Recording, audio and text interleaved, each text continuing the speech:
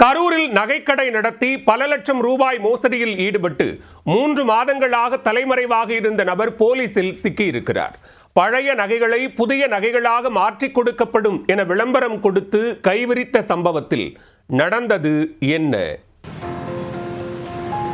திண்டுக்கல் மாவட்டம் வேடச்சந்தூரைச் சேர்ந்த கந்தசாமி என்பவர் கரூர் ஜவஹர் பஜாரில் கடந்த 20 ஆண்டுகளுக்கு மேலாக கைராசி ஜுவல்லர்ஸ் என்ற பெயரில் நகைக்கடை நடத்தி வந்தார். அந்த நீண்டகால நம்பிக்கையை பயன்படுத்தி பழைய நகைகளை புதிய நகைகளாக மாற்றித் தருவதாக கூறி உள்ளூரில் விளம்பரம் கொடுத்துள்ளார். அதை உண்மை என நம்பிய 100க்கு மேற்பட்ட பொதுமக்கள் பழைய நகைகளை கந்தசாமியிடம் கொடுத்துள்ளனர்.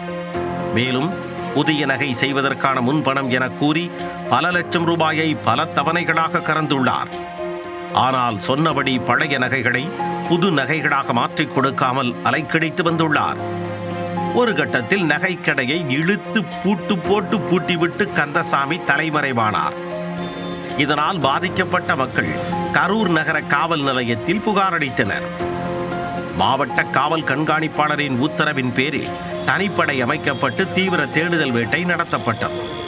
அதில் தலைமறைவாக இருந்த நகைக்கடை உரிமையாளர் கந்தசாமி மற்றும் அவருக்கு உடந்தையாக இருந்த முத்துகிருஷ்ணன் இருவரையும் போலீசார் கைது செய்தனர். அவர்களிடம் இருந்து நகைக்கடையின் சாவியை பறிமுதல் செய்து போலீசார் முன்னிலையில் கடை திறக்கப்பட்டது. ஆனால் உள்ளே தங்க நகைகளோ அல்லது ரொக்க பணமோ எதுவும் சிக்கவில்லை. இதனால் பாதிக்கப்பட்டவர்கள் கடும் சோகமடைந்தனர்.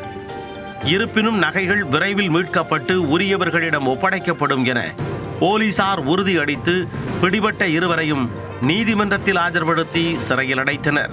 தங்கம் விற்கும் விலைக்கு பழைய நகைகளை புதிய நகைகளாக மாற்றிக் கொடுக்கப்படும் என்று கூறினால் யாரும் நம்ப வேண்டாம் என போலீசார் எச்சரித்துள்ளனர்.